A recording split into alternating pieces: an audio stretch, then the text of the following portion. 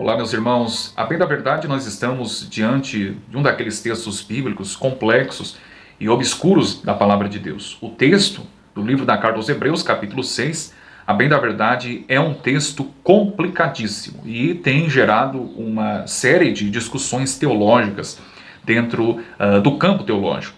Mas eu entendo que para entendermos o texto da Carta aos Hebreus, capítulo 6, nós devemos entendê-lo à luz da segunda carta de Paulo a Timóteo, capítulo 2, verso de número 20, que passarei a ler, diz assim: Ora, numa grande casa não somente há vasos de ouro e de prata, mas também de pau e de barro, uns para honra, outros, porém, para desonra. Paulo está dizendo que dentro da igreja não somente há vasos de ouro e de prata. Isto significa não somente há eleitos do Pai, crentes de verdade.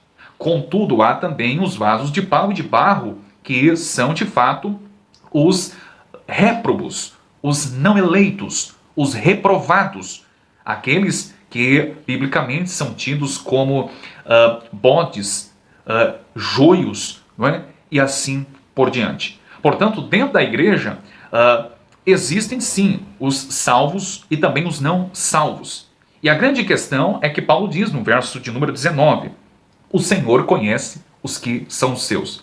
Você e eu é que nos iludimos com as aparências e pensamos que pelo fato de alguém estar dentro da igreja e professar uma fé, né, aparentemente, de fato é um salvo, é um eleito do Pai. Nós é que nos enganamos com o estereótipo, com a beleza. Todavia, Deus não se impressiona com nada disso. Deus conhece os que são seus. E Paulo corrobora isso em 2 Timóteo 2, versos 19 e 20. Portanto, quando deparamos com o texto da Carta aos Hebreus, capítulo 6, daqueles que foram iluminados, daqueles que foram participantes do Espírito Santo, daqueles que provaram a boa palavra de Deus, né, e as virtudes do século futuro, mas eles recaíram e voltaram novamente atrás, se apostataram da fé, não significa que tais pessoas eram eleitas, mas sim vasos de pau e de barro, que muitas das vezes se confunde com os eleitos, mas na verdade não passam de bijuterias, não é? Por quê? Porque são falsos. É interessante nós atentarmos também que é um tipo de fé.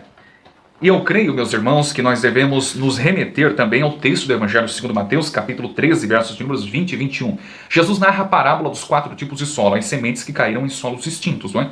E eu entendo que esta palavra aplica-se também ao texto da Carta aos Hebreus, capítulo 6. Diz assim, versos 20 e 21. Porém, o que foi semeado em pedregais é o que ouve a palavra e logo a recebe com alegria. Verso 21. Mas não tem raiz em si mesmo, antes é de pouca duração, e chegada a angústia e a perseguição, por causa da palavra, logo se ofende. São pessoas que ouvem a palavra, professam a fé cristã, não é? Dizem ser crentes, dizem ser salvos, mas, como eu digo sempre, a genuína conversão só o tempo revelará. Portanto, não se impressionem com alguém na igreja que vem para a sua igreja e aparentemente fora convertido ao evangelho. Não se impressione, somente o tempo vai revelar se de fato é um salvo ou não. É um tipo de fé que a semente do evangelho foi semeada nos pedregais, mas por causa da perseguição, logo se ofende e deixa o evangelho.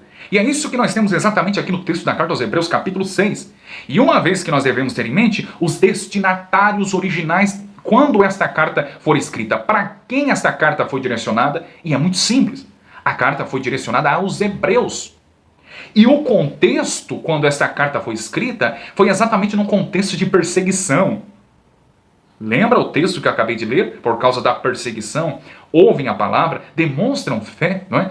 Mas por causa da perseguição logo se ofende e deixa o evangelho.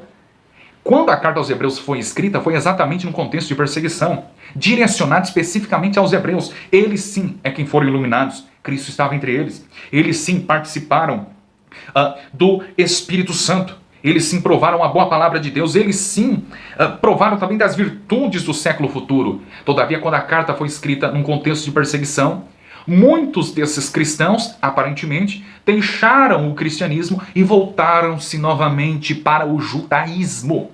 Porque não pensem os senhores que a perseguição inicialmente foi promulgada pelos romanos. Não pensem os senhores que foi o Império de Roma quem começou a cometer todas aquelas atrocidades entre os cristãos. Não foram os romanos quem começaram a perseguir os cristãos, mas sim os próprios judeus. Portanto, a perseguição aqui está exatamente em volta aqui dos próprios judeus. Eles sim perseguiam, de modo que muitos crentes supostamente estavam saindo do cristianismo e voltando novamente para o judaísmo, por causa da perseguição.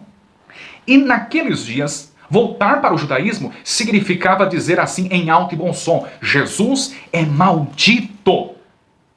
E isso indicava apostasia, que significa literalmente um divórcio, um abandono, um afastamento da fé. Portanto, eles nunca demonstraram uma fé genuína, mas uma fé aparente, circunstancial, voltando-se novamente para o judaísmo. Entendam, se os gentios, que serão julgados por Deus, conforme Romanos capítulo 1, simplesmente porque receberam a revelação universal ou geral de Deus, conforme Paulo descreve, ou seja, a natureza anuncia que existe um Deus. Se os gentios serão julgados simplesmente por causa da revelação universal de Deus, quanto mais os judeus, que receberam a revelação especial de Deus. Isto é, as próprias palavras de Deus foram originalmente destinadas aos judeus e não a nós, conforme Romanos 3, verso 2.